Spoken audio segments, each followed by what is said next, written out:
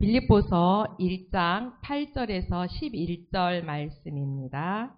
빌립보서 1장 8절에서 11절까지를 우리 합독하도록 하겠습니다. 함께 합독하겠습니다. 시작. 내가 예수 그리스도의 심장으로 너희 무리를 얼마나 사모하는지 하나님이 내 증인이 되시니라. 내가 기도하노라. 너희 사랑을 지식과 모든 총명으로 점점 더 풍성하게 하사 너희로 지극히 선한 것을 분별하며 또 진실하여 허물 없이서 그리스도의 날까지 이르고 예수 그리스도로 말미암아 의의 열매가 가득하여 하나님의 영광과 찬송이 되기를 원하노라. 아멘. 여러분들에게 꿈이 있으십니까? 어떤 꿈을 가지고 계십니까? 지난주 말씀을 통해서 어떤 한 문장과 단어를 붙잡으셨습니까? 지난주의 말씀에 말이에요. 합심, 철야, 기도의 능력이라는 말씀을 우리가 대예배를 통해서, 오전 예배를 통해서 받았죠.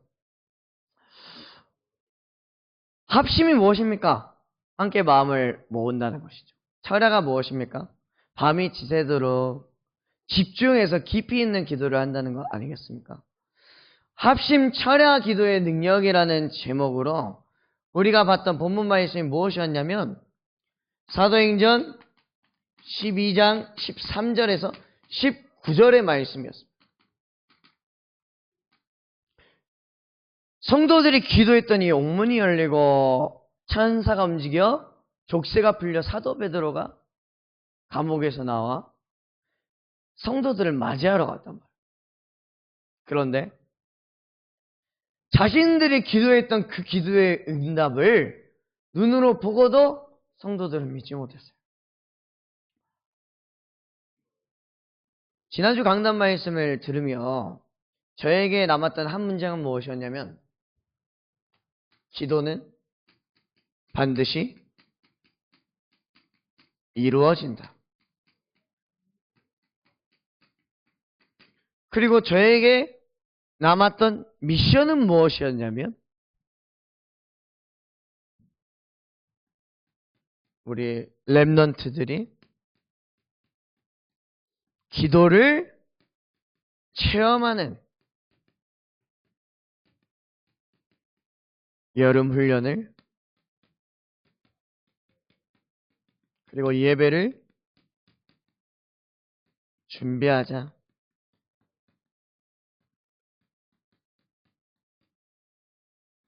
오늘 말씀을 들으시면서 언약을 붙잡으시고 또 미션을 발견하셔야 돼요. 저와 여러분들은 지금 기도의 능력을 믿고 있는가?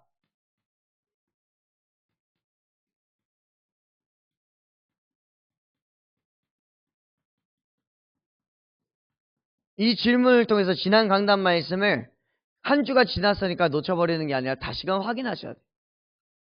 우리가 넘어졌다고 해서 그 자리에 머무르는 것이 아니라 다시 일어나셔야 된단 말이에요. 여러분들에게 지금 다가와 있는 현실의 문제가 있어요. 취업난, 학업난, 인간관계, 또 후대, 신앙생활, 그런 어려운 가운데서 기도의 능력을 믿는가? 지금도 하나님이 나와 함께 하시고 나를 인도하고 계시는가? 이거에 대한 확신이 있으셔야 돼요. 확신. 여러분들은 지금까지 어떤 기도를 하셨습니까?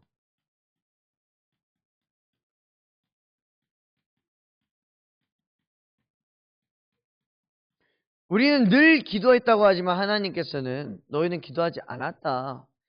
이방인과 같은 기도를 하지 말라고 하십니다. 그러기 위해서는 우리가 어떤 기도를 했는지를 돌아봐야겠죠. 오늘 새벽 기도 메시지에서는 그러셨죠. 우리가 전도와 선교하는 이유, 교회의 부흥 때문이 아니다. 세계 복음화를 위해서 전도와 선교하는 거고 그것 때문에 교회는 부흥되어야 된다라고 하셨잖아요. 정확한 우선순위 가운데 저와 여러분들의 기도가 시작돼야 됩니다. 그러면 기도는 반드시 응답됩니다. 저에게는 늘 남아있는 하나님의 음성이 있습니다. 무응답도 응답이다.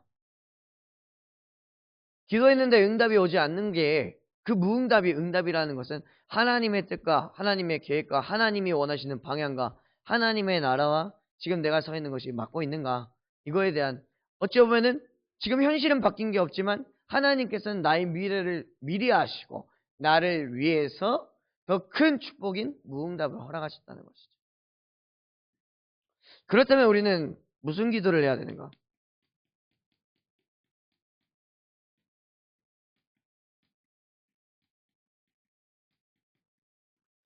저와 여러분들 이번 여름 훈련을 통해서 은혜가 회복되고 다락방이 회복되고 현장이 회복되는 기도를 하셔요. 쉽게 말해 뭐냐?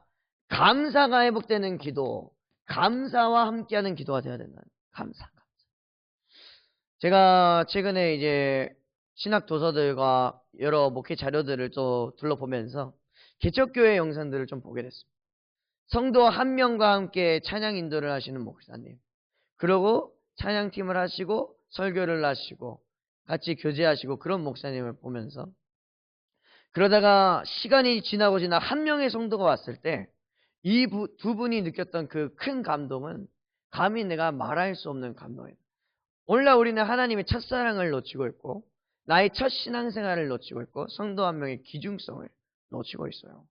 하나님의 말씀과 예배의 자리에 오는데 소망과 은혜와 기대를 놓치고 있습니다. 그렇기 때문에 우리가 해보게 될 것은 감사예요. 하나님이 나를 부르셨다.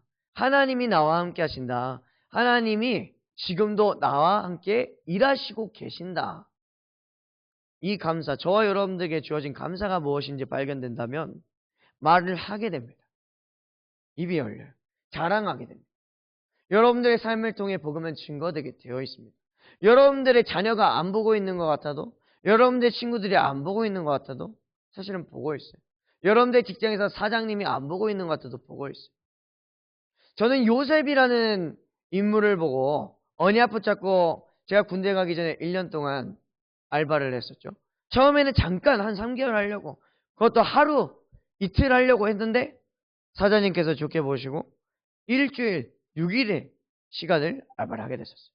근데 요셉이라는 인물의 언약을 붙잡고 그곳에 있었기 때문에 모든 알바생들의 급여를 제가 정리하고 정산할 수 있는 회계를 맡게 됐었고요. 그게 3주차 때였어요. 제가 알바. 그리고 사장님께 복음을 전하게 됐어요. 그 현장에 없었던 플랫폼, 알바생들과 사장님이 교제하는 식사 시간, 그런 시간들이 생겼단 말. 저와 여러분들이 어떤 언약을 붙잡고 그 현장에 들어가냐에 따라 그 현장의 문이 열리는 게 달라집니다. 하나님께서 뭐라 하셨냐면, 지난주 아브라함에 대한 인물을 좀 말씀하셨잖아요. 내가 내게 지시할 땅으로 가라 라고 하셨어요. 하나님께서는 너가 어디로 가라라고 정확하게 말씀하시지 않았습니다. 저와 여러분들에게 어디로 가, 여기까지 오면 되라고 말씀하지 않았다니까요. 그런데 이 믿음의 인물이었던 아브라함은 전적으로 하나님을 믿은 거예요. 하나님께서 나를 가장 좋은 길로, 그 중에서 가장 선한 길로 이끄실 거란 걸 믿었다니까요. 좋은 것 중에서 가장 좋은 것을 선택할 그 믿음이 아브라함에게 있었어요.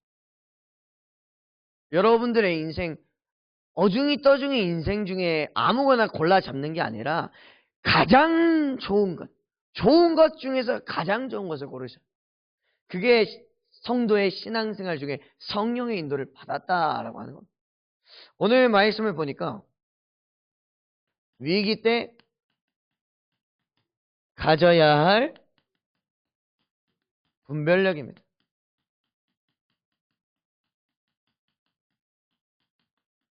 본문 말씀은 우리가 빌립보서 1장 8절에서 11절 말씀을 함께 보았죠.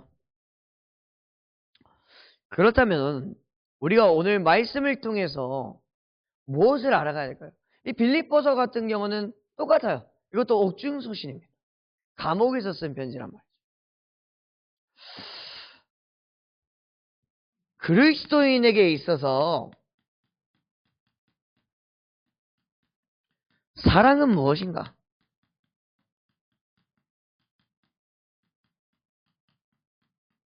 그리스도인에게 있어서 사랑은 무엇입니까? 그리스도인의 사랑은 무엇일까? 이거에 대한 답이 있어야 되거든요. 오늘 말씀을 보면요. 예수 그리스도의 심장으로 라고 있어요. 심장.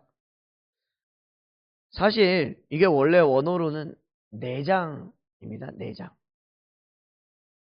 당시 시대는 우리가 오늘날 무언가를 생을 바칠 때 심장을 건다 하지만 그때는 내장을 걸었어요. 내장. 여러분, 예수님의 궁유를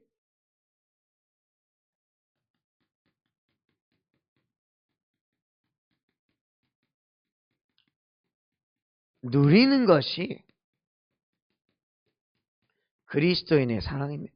예수님께서 우리에게 우리의 죄를 사하시려고 십자가에 못 박혀 죽으실 때 손, 발목 못 박히시고 심지어 죽었는지 확인하기 위하여 창으로 배를 찍어서 창과 내장이 흘러나오고 물이 흘러나왔다라고 했어요. 단순히 우리는 예수 그리스도의 십자가 할 때 예수님께서 나를 위해 십자가에 못 박혀 죽었다라고 고백하죠. 근데 한 번쯤 생각해 보셨습니까? 나의 손에 나의 발에 못이 박히면 어떨까? 나의 배에 창이 관통하여 내장이 흘러나오면 어떨까? 예수님의 궁유. 그토록 예수님께서는 자신의 몸을 돌아보지 아니하시고 우리를 사랑하셨다는. 그걸 뭐라 하죠? 하나님의 사랑, 아가페의 사랑이다 라고 하죠. 나의 목숨까지 바치는 사랑, 아가페의 사랑. 그리스도인의 사랑. 예수님께서 그러셨어요.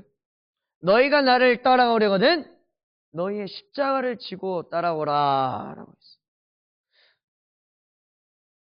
여러분들이 아무리 부정하고 싶어도 각 가정마다 하나님은 기도의 파수꾼들을 세워놨어요. 그리고 아픈 손가락들이 있어요. 나를 시험되게 하는 사람들이 있다니까요. 그 아픈 손가락이 바로 저와 여러분들의 십자가예요. 저와 여러분들이 기도의 끈을 놓치지 아니하도록 기도의 망대를 세우도록 오늘도 나의 자아가 죽고 그리스도께서 사시도록 예수님의 사랑을 알아가는 가장 최고의 축복입니다. 이 사실을 알고 우리가 십자가를 진다면 십자가는 은혜겠죠. 근데 이 사실을 모르고 십자가를 진다면 고생이고 짐이고 신앙생활은 신앙생활이 아니라 종교생활이 됩니다. 나의 인간적인 애정으로 너희를 사랑하는 것이 아니라 예수님께서 우리를 사랑하신 그 사랑으로 나는 너희를 사랑한다. 이것이 오늘 사도 바울의 고백입니다. 내 인간적인 애정으로 너를 사랑한다면 사랑할 수가 없어. 맨날 술 마셔서 집에 들어오고 싫은 소리 하고 잘하자고 으쌰으쌰 화해까지 했는데 늘 똑같은 게 반복되고 이것만 해줬으면 좋겠는데 이거 하나 안 해주고 인간적인 사랑으로는 수십 번, 수백 번, 수천 번 기회를 줘도 안 바뀌는 사람을 봤을 때 시험에 들고 이 사람이랑 그만하고 싶고 포기하고 싶습니다. 근데 오늘 바울은 뭐라 해요? 우리를 사랑하신 그 사랑으로 너희를 사랑한다. 예수님의 사랑으로. 그러려면 예수님의 사랑이 무엇인지 알아야겠죠. 그래서 하나님이 가르쳐 주신 사랑이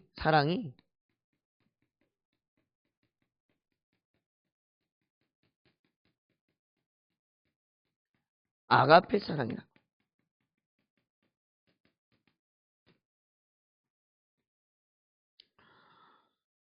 성경을 보니까 말이에요. 사실은 성도들에게 저는 성도들이 아는 게 많아서 그런 줄 알았어요. 지식이 많아서 신앙생활하면서 자기 마음대로 종교생활하는 줄 알았어요. 근데 사실 그게 아니었어요. 성경을 보니까 성도들에게 지식이 많은 게 아니라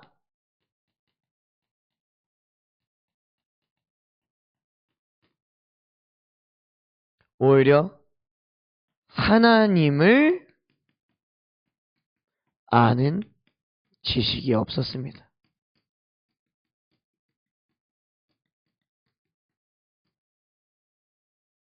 저와 여러분들은 예배를 통해서 하나님을 알아가는 지식을 쌓으셔야 돼요. 사람들이 이걸 모르는, 인격적인 체험이라는 표현이 무엇일까요?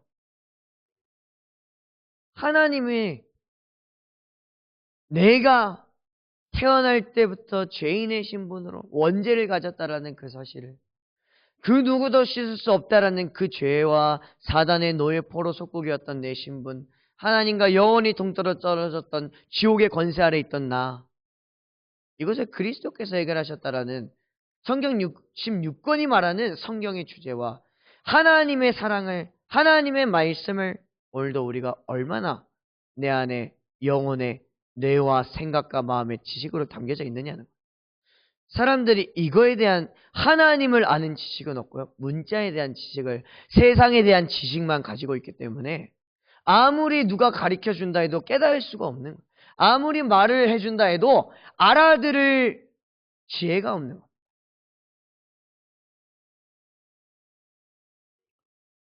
여호와를 경외하는 것이 지식의 근본이거늘 미련한 자는 지혜와 훈계를 멸시하느니라 라고 했어요. 잠언 1장 7절 말씀이죠. 미련한 겁니다. 쉽게 말해서. 알아들을 수가 없는 거예요. 그래서 저와 여러분들이 예배해야 되는 이유가 여기에 있습니다. 하나님 말씀을 알아가는 나는 예배자. 이 예배를 통해서 우리가 무엇을 알아가야 되냐면, 하나님 오늘도 내가 하나님을 더욱더 깊이 있게 알아가게 하옵소서. 이 기도 속에서 이 예배의 자리에 나오셔. 신앙생활 30년 했지만 여러분들이 지금 와서 깨달은 것들이 있습니다. 왜 그럴까요? 교회가 바뀌었나요? 여러분들 뭐 성별이 바뀌었나요? 뭐 현장이 바뀌었나요? 문제가 바뀌었나요? 아니거든요. 여러분들의 시간표가 바뀌었어요. 시간표. 여러분들의 그릇이 바뀌었습니다. 생각이 바뀌었고, 마음이 바뀌었어요. 우선순위가 바뀌었어요. 세 번째, 총명. 총명. 즉, 하나님의 계획을 본다는 것은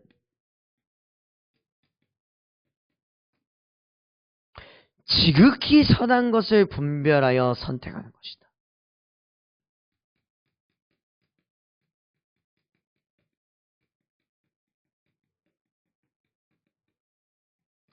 제가 오늘 성경 본문들을 전부 다 원어로 한 번씩 읽어봤습니다. 제가 원어를 다 여러분들에게 말씀드릴 수는 없지만, 총명, 이 의미가 결국에 하나님의 계획을 본다는 것. 하나님의 계획을 보는 지혜가 있다는 것. 그리고 오늘 제일 중요한 것은 하나님께서 우리에게 주신 것 중에 지극히 선한 것. 오늘 본문의 핵심입니다. 지극히 선한 것. 바로 이것. 도키마지. 이것을 선택하는 것. 좋은 것 중에 가장 좋은 것을 선택하라니까요. 사람들이 말이에요. 어떤 사람들이 이런 말을, 지금도 내가 열심히 하고 있는데 그렇게 나오면 나 더 이상 교회에서 헌신 못합니다. 나 차라리 은혜부터 받겠습니다. 나 내려놓겠습니다. 라고 말해요.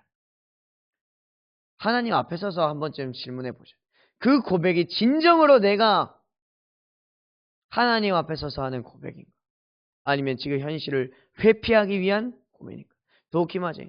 좋은 것 중에 가장 좋은 것을 구하라 했는데 오히려 하나님께서 가르쳐 주신 것과는 정반대로 좋은 것 중에 좋은 것을 고르는 게 아니라 안 좋은 것 중에 가장 안 좋은 것을 고르려고 우리는 발버둥칩니다. 안 좋은 것 중에 가장 안 좋은 것을. 도덕적 통찰과 영적인 감각을 가졌다는 게 바로 이 하나님의 계획을 보는 총명이에요. 총명. 하나님을 아는 사람은 단순히 도덕적인 삶도 막 살지 않습니다. 왜냐? 사도 바울은 늘 고백했어요. 예수가 그리스도 되심을 전하는 일에 방해가 된다면, 장애가 된다면 나는 이 일을 하지 않겠다라 했어요. 분별력이잖아요. 오늘 제목이. 분별력. 이 분별력이 있어야 되나요? 지금 여러분들이 선택하는 이 선택이 복음에 방해가 되는가? 안 되는가? 지금 여러분들이 선택하는 이 선택이 교회의 원네스에, 수련회의 원네스에, 렘넌트 기간의 원네스에, 후대에게, 가정에, 교회 산업에, 선교의 모든 총괄적인 분야에서 어떤 선택? 네 번째로, 성도가 진실하다는 것은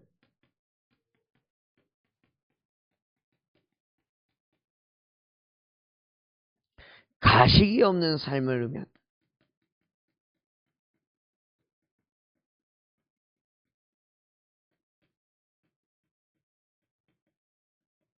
진실하다는 것은 가식이 없는 삶을 의미합니다. 여러분, 여기서 진실하다라는 말이 무슨 뜻이냐면 햇빛 아래에 저와 여러분들을 비춰도 부끄러움이 없겠느냐라는 뜻이에요. 무슨 말인지 이해가 되세요? 쉽게 말해서 누구 앞에 꺼내놔도 너 부끄러움 없어? 라는 뜻이에요. 여러분들의 신앙이, 여러분들의 믿음이, 여러분들의 삶이, 여러분들의 선택이, 그게 증인의 삶입니다. 이 표현이 참 저는 충격이다. 사람들 다 둘러먹고 한가운데 딱 우리를 세워놓았을 때 나는 그곳에서 예수가 그리스도라고 담대히 선언할 수 있는 오늘도 누리고 있는가? 우리의 분별력이죠. 하나님 앞에 나를 세웠을 때 담대할 수 있느냐는 걸 쉽게 말해서 사람 이전에 햇빛이 누구예요? 빛은 그리스도잖아요. 성삼위 하나님 앞에 나를 세웠을 때 재성아 넌 나를 사랑하니? 라고 했을 때 예 주님 제가 당신을 사랑합니다 라고 담대히 선언할 수 있냐고. 여러분들의 삶을 봤을 때 물론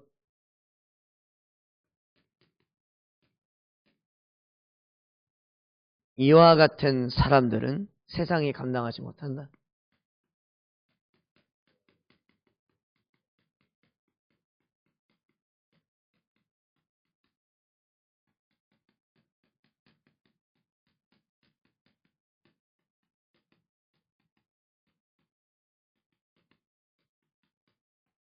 어떤 사람들을 세상이 감당할 수 없을까요? 히브리서 11장 38절 말씀에 이와 같은 사람은 세상이 감당하지 못한다 했어요. 우리가 흔히 히브리서 11장을 믿음의 위인들로 이야기를 하죠. 네, 그 이전에 우리가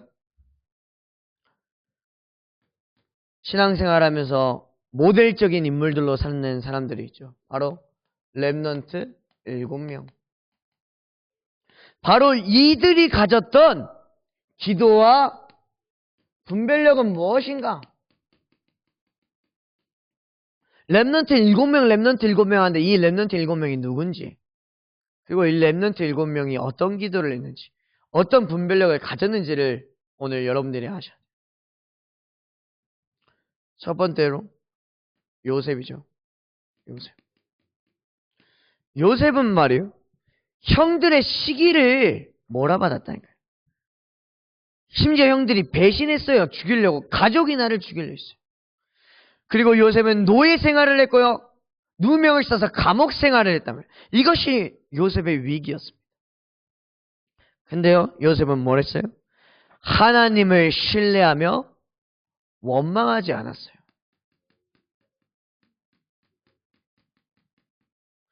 중요한 거는 하나님을 신뢰했기 때문에 원망하지 않았다는 거예요. 바로 이 기도를 했어요. 하나님을 신뢰하는 기도. 어떠한 극악과 같은 상황에서도, 절망과 같은 상황에서도 하나님이 창조주 하나님이시고 그 하나님이 지금 나와 함께 하시는데 뭐가 문제냐? 이 확신이 요셉에게 있었다니까요. 하나님이 나에게 11볕단 해와 달, 별, 꿈을 보여줬기 때문에 요셉은 그 꿈 속에서 이 여정을 걸어갔기 때문에 언약이, 약속이 있었기 때문에 이걸 가지고 기도했기 때문에 괜찮았던 거예요. 그래서 원망보다 하나님께서는 모든 것을 합하여 가장 큰 선을 이루신다. 섭리를 분별한 거죠. 섭리. 창세기 39장 2절에서 3절, 창세기 50장 20절의 말씀이죠. 자, 두 번째로 모세는 말이에요. 살인 이후에 강야 생활을 하게 되었어요. 모세 살인했잖아요, 살인. 자기의 민족인 이스라엘 살리겠다고 살인해버렸단 말이에요. 그리고 그 광야 생활과 홍해 앞에서의 절망을 겪었어요. 홍해에 서버렸어요. 와, 이걸 어떻게 갔지? 뒤에는 저 애굽 군대가 쫓아오는데 이스라엘 백성들은 자기를 원망하고 있는 이런 재앙과 같은 상황이었어요. 모세는 하나님께 부르짖으며 기도했어요. 부르짖음. 때로는 저와 여러분들이 부르짖으며 기도할 때가 필요합니다. 대표적으로 지난주 강단과 연결한다면 철야기도, 금요기도회가 이런 거겠죠. 이번 수련회 때 저와 여러분들이 부르짖는 기도가 있으면 좋겠습니다. 두려움보다 하나님의 말씀을 선택했어요. 모세는 겁쟁이였다니까요. 하나님께서 가라 할 때 못 가겠다고 했어요. 나 나이 너무 많이 들었다 했어요. 근데 중요한 건 뭐예요? 두려움이 있었어요. 근데 이 두려움보다 하나님의 말씀을 선택했다는 거예요. 이 분별력이 있었어요. 내 생각보다 하나님의 명령이었어요. 명령을 분별함, 순종하는 분별함. 출애굽기 14장 13절에서 16절 말씀이죠. 세 번째로 사무엘에게는 어떤 위기가 있었냐? 블레셋이 침공했어요. 이번 우리 여름 수련회, 정규 수련회의 주제죠. 미스바로 모여라. 블레셋 군대가 죽이려고 쳐들어왔다니까요. 근데 사무엘이 뭐라 했습니까? 내가 너희를 위하여 기도할 테니 너희는 미스바로 모이라. 내가 너희를 위하여 기도하겠다 했어요. 지금 하나님이 필요로 하는 사람, 하나님이 사용하겠다는 사람은 대표로 기도할 수 있는 대로를 수축하는 사람이에요. 대로를. 이번 대학 청년부 메시지에서 주제가 그거였잖아요. 대로를 수축하는 자. 대로를 수축하는 대학 청년부가 되라. 지금 이 교회 무너져가는 시대에, 성도가 줄어드는 시대에, 교회가 종교생활하는 이 시대에 누가 이 그리스도의 십자가를 지겠느냐. 누가 총대 맬래? 그 총대를 너가 매. 그 총대를 내가 맬게. 이 말이 우리의 고백이 돼야 된다는 거예요. 이스라엘 백성들이 타락했다니까요. 근데 전쟁의 승리는 군사력이 아니었어요. 바로 나의 우상을 버리는 회개. 우상을 버리는 회개였어요. 회개 운동이 일어났거든요. 미스바 운동은.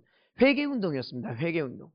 내가 정말 내 마음대로 살았고 하나님 떠나 틀린 선택했고 신앙생활 한다 했지만 내 우선순위는 다른 데 있었고 이 예배 한번 째고 딴 거 해야지라는 틀린 문화, 틀린 교육, 틀린 지식으로 가득 찼었고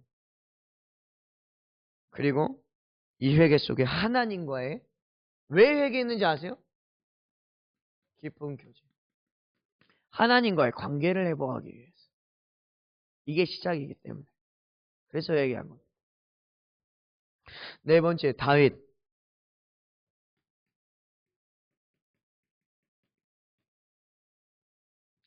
가족의 무관심 속에 있었어요. 많은 사람들이 사실 놓치는 부분인데 다윗을 보니까 다윗은 어릴 때부터 목동 생활을 하고 있었고요. 또 사무엘 선지자가 다윗의 아버지 이새의 집에 왔을 때 아들들을 꺼내라 했을 때 아무리 봐도 다음 이스라엘 차기 왕으로 될 사람이 없었단 말이에요. 그래서 더 아들 없냐 했는데 막내가 있긴 한데 라고 하면서 이새도 확신이 없었어요. 걔는 걔일 리가 없어. 그런데 그 한 사람이 바로 이스라엘 차기 왕이 된 믿음의 사람, 기도의 사람 다윗이었단 말이에요. 가족의 무관심 속에 있었다니까. 장인이었던 사울 왕이 끝없이 추격했어요. 다윗은 살면서 실수와 잘못을 꽤 많이 했습니다만 그만큼 많이 쓰임 받았어요. 그럴 수밖에 없었던 이유가 뭐냐면 우리가 다윗에게 본받아야 할 것은 다윗은 죄를 깨달은 즉시 회개했어요.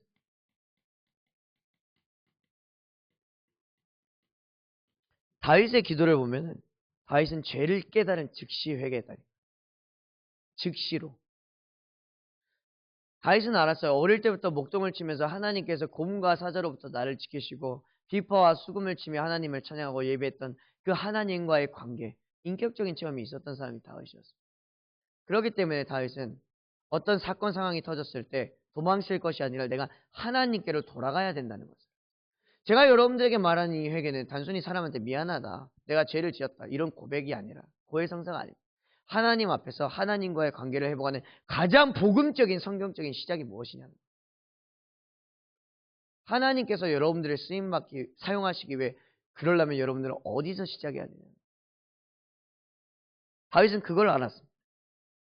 어디서 내가 시작해야 되는지를 알았기 때문에 하나님을 늘 피난처로 삼았어요. 이것이 다윗의 회개였습니다. 하나님이 나의 피난처. 다섯 번째, 엘리사.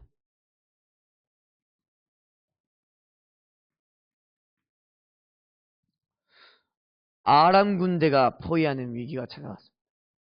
아람 군대가 죽이려고 쳐들어왔죠.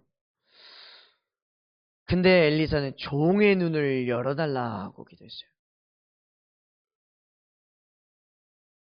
종의 눈.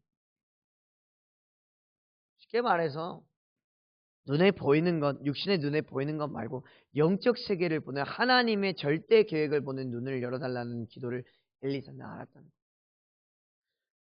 자기만 아는 게 아니라 자신의 종에게까지. 내 주변 우리 친구, 형, 누나, 언니, 동생, 중직자, 장로님, 권사님, 목사님, 전도사님, 준목님 한 사람 한 사람에게 영적 세계, 지금 보이지 않는 흑암을 보일 수 있는 눈을 열어달라는 그 기도를 할 수 있는 사람. 그 분별력이 우리에게 있어요. 시편 25편 8절에서 9절, 시편 57편 사무엘상 3월 열왕기 상하 6장 15절에서 17절이죠. 여섯 번째로 이사야는 어떤 위기가 있었냐면 우시아 왕의 죽음으로 나라에 혼란이 찾아왔어요. 우시아 왕의 죽음. 혹시 우시아 왕 아시나요? 백성의 영적 탄핵이 시작됐는데 이 우시아 왕 같은 경우는 처음에는 이스라엘 50년 이상을 왕으로서 섬겼던 위대한 왕이었습니다. 처음에는 하나님을 아주 깊이 섬기고 하나님께서 사랑했던 왕이었어요. 근데 어느 순간 교만했어요. 그래서 제사장이 있음에도 불구하고 내가 예배를 인도하겠다. 내가 교회를 이끌겠다. 제사장의 권위를 넘어선 거죠. 그러다 보니까 결국 나라가 휘청휘청하고, 그렇다고 해서 힘이 있었던 왕이기 때문에 백성들이 이 사람만 믿고 갔었는데 이 사람이 죽어버리니까 나라가 박살이 나버렸죠. 이사야는 이걸 보면서 뭘 느꼈냐면, 이사야가 했던 기도는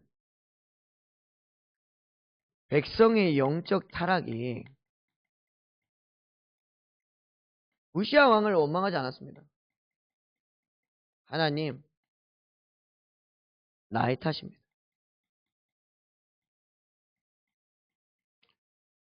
이사야는 이 기도를 했어요. 나의 부정함. 교회가 이렇게 될 수밖에 없었던 건 사실 내 잘못이다. 후대가 죽을 수밖에 없었던 건, 신앙생활을 그만둘 수밖에 없었던 건 내 탓이다. 내 안에 틀린 망대, 내 안에 하나님의 망대가, 내가 우시아 왕을 놓고 저 백성들을 놓고 기도하지 못했기 때문에, 미리 준비하지 못했기 때문에 이런 올 수밖에 없어서 당연한 일이다. 우리가 이것을 이사야를 통해서 보고 배울 것이죠. 일곱 번째로 바울은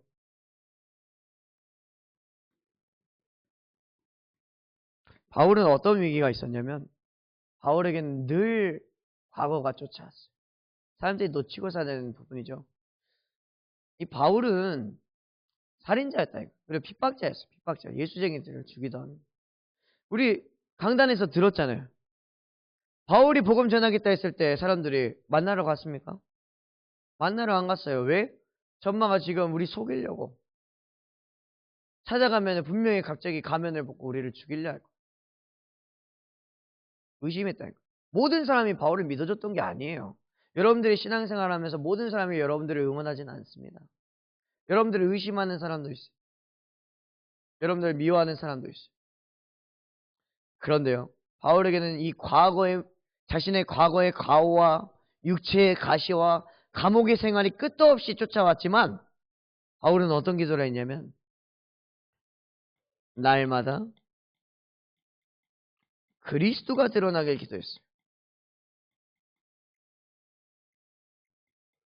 날마다 나의 자아가 죽고 그리스도가 드러나길 기도했습니다. 내가 죽으면 죽을수록 하나님의 나라가 나를 통해 드러날 테니까. 하나님께서 직접 증명하실 테니까. 자신의 유익보다 복음의 유익을 택했기 때문에 고난 속에서도 하나님의 목적을 바라보는 분별함이 있었습니다. 감옥에 들어가는 것도 감옥에 안 들어갈 수 있었다니까요. 근데 바울은 감옥에 들어갔어요. 자신이 로마 시민권자이기 때문에 법적인 과정을 거치지 않고서는 감옥에 들어가지 않습니다. 바울은. 근데 들어갔어요. 왜? 바울은 가이사 앞에 서야겠다. 로마 복음화라는 꿈이 있었고, 감옥에 들어가서도 하나님께서 자신을 통해서 로마의 간수장이 복음을 받는 백부장이 복음을 받는 그런 체험들을 해버렸기 때문에 바울은 처음부터 그 언약을 붙잡고 그 현장을 들어갔습니다. 오늘 사실 많은 메시지들이 준비되어 있었습니다만 이 본론에서 저와 여러분들이 히브리서 11장의 위인들 그리고 초대교회와 사도 바울을 통해서 배워야 될 게 무엇이냐? 우리가 본받아야 될 것, 그들이 가졌던 것 결국 두 가지입니다. 이들은 현실보다 약속을 선택했습니다.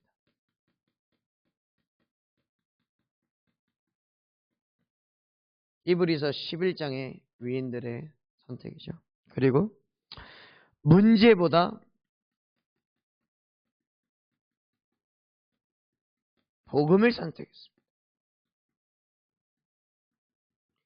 초대교회와 바울은 내가 억울하고 현실과 사실, 진실 말고 복음, 하나님 나라가 내가 어떤 선택할 때 증거되고 확장되겠느냐 이 선택했다니. 여러분도 알지만 살면서 억울한 일 많습니다. 답답한 일도 많아요. 하고 싶은 말도 많겠죠. 근데 사실 그게 복음에 유익하지 않을 때가 많습니다. 초대교회와 바울은 그 선택을 했다는 거예요. 결론입니다.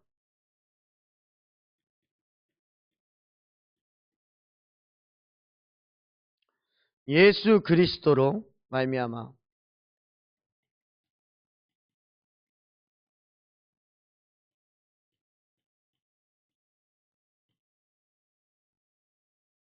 의의 열매를 맺는 삶.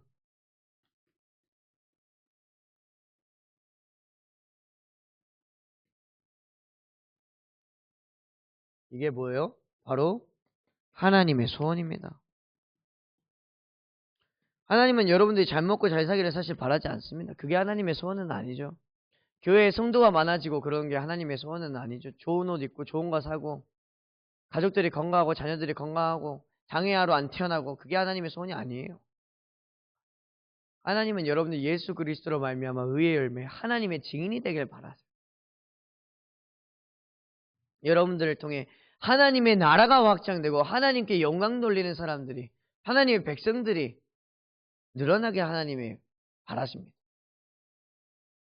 그래서 위기는 말이에요. 사람의 믿음을 사실 시험하는 시간이 아니라 분별력을 드러내는 시간이에요. 분별력. 하나님은 여러분들을 막 망하게 하려고 시험을 주고 위기를 주지 않아요. 사실. 여러분들의 분별력, 지금까지 여러분들에게 주셨던 그 말씀이 머물러 있냐는 거예요. 그거 확인하도록, 그거 깨닫게 하려고. 지난날의 나의 신앙생활들이 내가 무엇이 잘못했었는지 그거 깨닫게 하려고. 오늘 한 가지만 기억하고 가시면 되겠습니다. 기독교인들이 가져야 할 분별력은 다른 것이 아닙니다. 하나님의 뜻을 따라 선한 것 중에 가장 좋은 것, 가장 선한 것을 선택하라. 이번 한 주간 그 언약 붙잡고 그 미션에 한번 도전해 보시기 바랍니다. 이번 한 주간도 하나님께 가진 영광이 되는, 하나님께 가장 영광이 되는 선택을 하는 여러분이 되시기를 주님의 이름으로 축원합니다. 기도하겠습니다. 살아계신 하나님 아버지 감사합니다. 살아계신 하나님 오늘도 전도자들과 함께 예배할 수 있도록 이 자리를 축복하신 주님의 은혜에 감사합니다. 살아계신 하나님 우리의 연약함을 통해 오늘도 그리스도가 드러나는 것을 우리가 말씀을 통해 깨달았사오니 아버지, 이 자리에 모인 모든 성도님들, 중자, 교육자들, 하나님 나라의 증거를 가진 자로, 하나님 나라의 증인으로, 하나님 나라의 확장에 쓰임받는 전도자로, 마지막까지도 237 나라와 5천년족 복음화에 쓰임받는 기도의 파수꾼으로 하나님 우리를 사용하여 주시옵소서. 오늘 올바른 분별력 가지고 우리가 삶에서 승리하길 원하오니 우리를 하나님의 전신 갑주로 무장하여 주시옵소서. 예수 그리스도 이름으로 기도드립니다. 아멘.